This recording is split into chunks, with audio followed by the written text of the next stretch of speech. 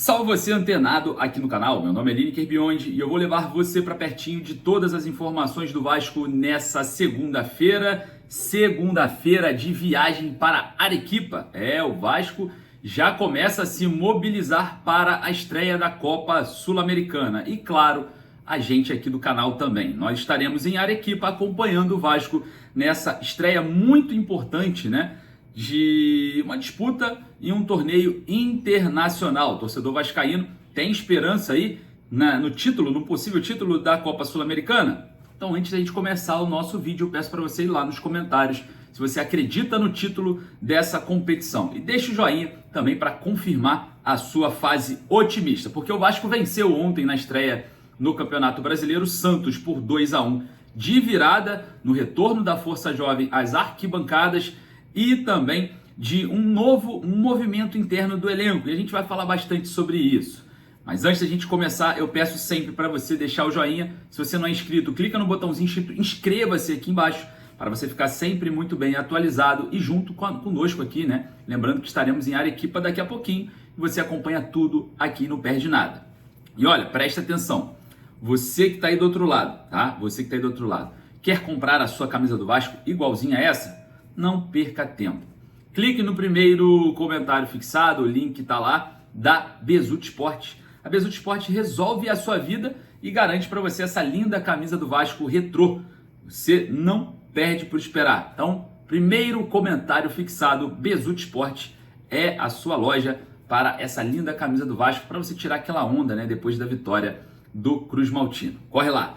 E também, só para não esquecer, ali na descrição desse vídeo eu deixo o link da Viaja. Exatamente, o Vasco está indo para Arequipa, eu também, graças à logística da Viaja, tá? A Viaja, ela desenrola toda a sua vida em jogos do Vasco, toda a sua vida em também passeios, viagens de turismo e muito mais. O link tá na descrição desse vídeo, entre em contato com eles, fala que você assistiu esse vídeo aqui, que vai facilitar ainda mais a sua vida, beleza? Ó, não vou falar o que é um desconto surpresa, tá? Então corre lá. Sem mais delongas, como temos muitos assuntos aqui para falar após a vitória do Vasco, solta a vinheta, bora pro vídeo. Enquanto a vinheta passa, você deixa o joinha aqui embaixo para dar aquela moral e falar para a plataforma que sim, falar de Vasco é positivo. Então, solta a vinheta.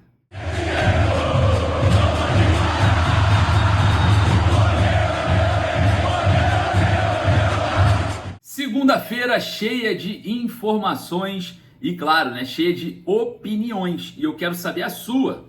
Então, sempre, em todos os tópicos, corre aqui nos comentários e fale conosco o que você acha sobre cada assunto. E óbvio que a gente vai começar falando sobre a vitória em cima do Santos, né?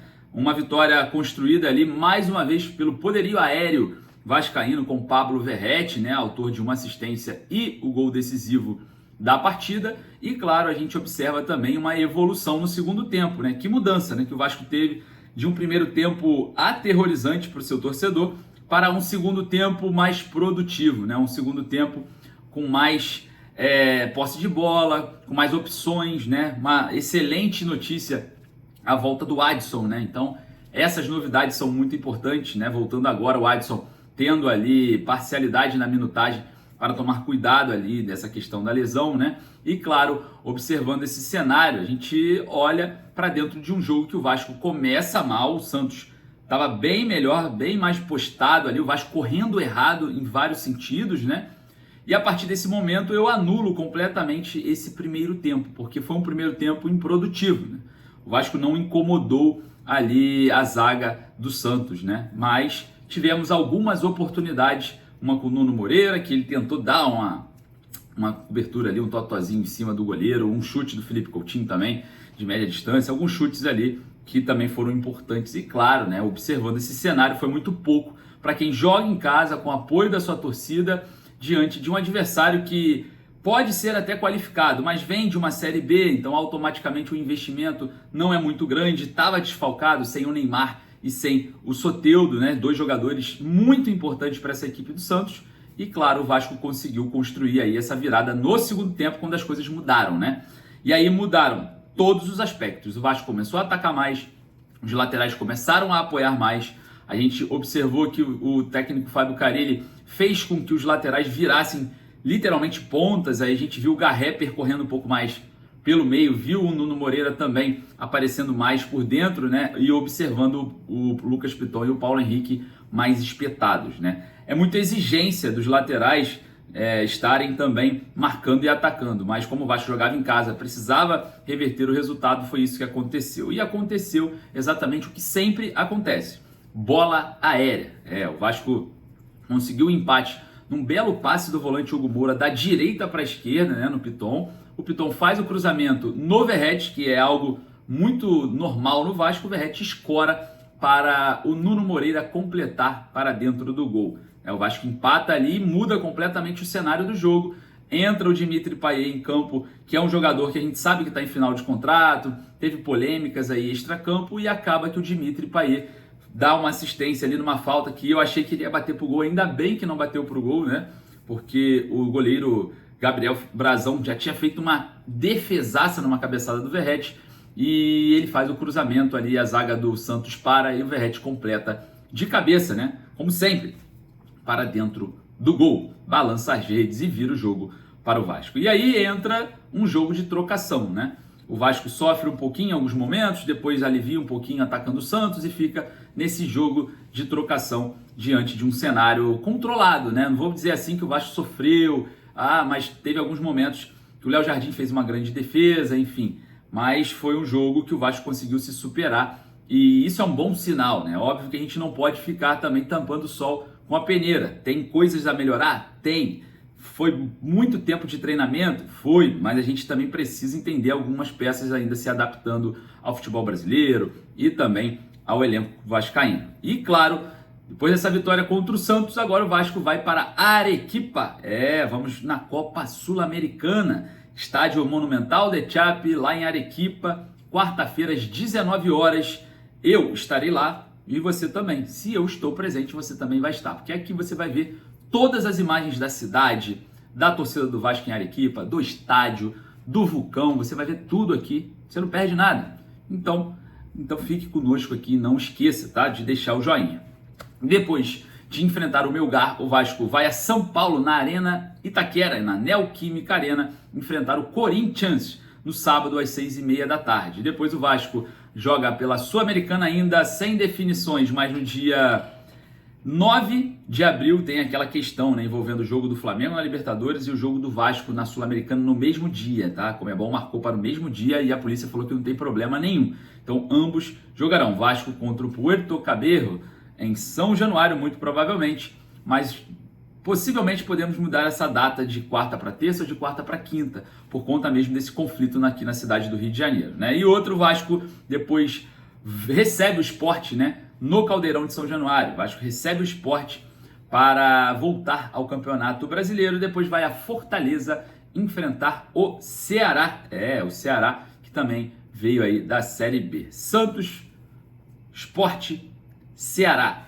3 jogos seguidos, né, no Campeonato Brasileiro. Claro, tem um intervalo do Corinthians, né? Esses 4 jogos, 3 são contra clubes que vieram da Série B para a Série A. E o Corinthians nesse meio aí, após o jogo contra o Melgar, na Neoquímica Arena. Então é uma fase aí que o Vasco pode somar pontos importantes nas primeiras rodadas. Eu queria saber a sua opinião acerca desse otimismo do torcedor vascaíno, hein? Vai lá nos comentários e deixe a sua opinião. Bom, lembrando que na saída lá, nenhum jogador saiu mancando, todos os jogadores estiveram bem ali com seus familiares. Eu estava ali na zona mista observando muito bem isso, o Paulinho, enfim, dando uma olhada se tinha alguém fazendo algum tratamento. Não, todos os jogadores saíram normalmente, sem nenhuma limitação. E o técnico Fábio Carille, né, na coletiva, eu acho que ele deu um mole ali, mas a gente não pode ficar enfatizando também essas situações que, claro, é um cara experiente, ele vai saber corrigir a forma de falar.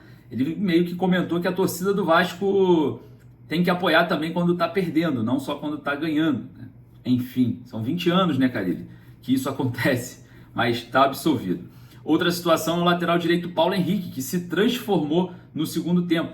Virou o melhor jogador em campo, na minha opinião, nessa segunda etapa contra o Santos. E aí a minha pergunta para o Carille, que é acerca de uma gestão de elenco, caso falte o Verratti, o Ryan, que vai ser vendido no meio do ano, muito provavelmente, né? Quem seria o centroavante Qual é a alternativa que ele encontra no elenco? Ele falou que não pensa nisso, que está pensando no dia a dia, jogo a jogo. E quando eu enfatizo a partida do Paulo Henrique, né, muito mais por conta de uma segunda etapa, ele desvaloriza, né, essa valorização do Paulo Henrique. E eu acho isso que foi um erro, na minha opinião, do Fábio Carille, porque você tem que valorizar o seu jogador, você tem que valorizar o seu ativo. O Paulo Henrique é o jogador mais próximo da seleção brasileira que nós temos no elenco do Vasco.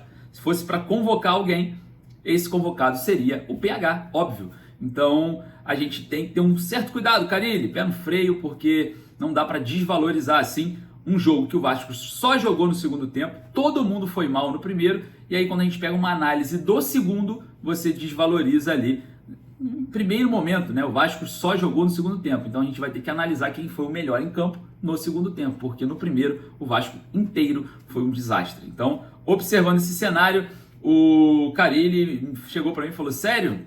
O Paulo Henrique foi o melhor? Sério?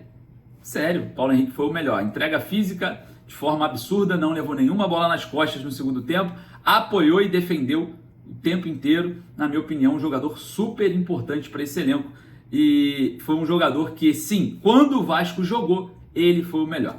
É a minha opinião. Queria saber a sua opinião, nem sempre, tá? Quem faz gols, quem dá assistência são os melhores. A gente também tem que observar o futebol como um todo, porque é muito importante.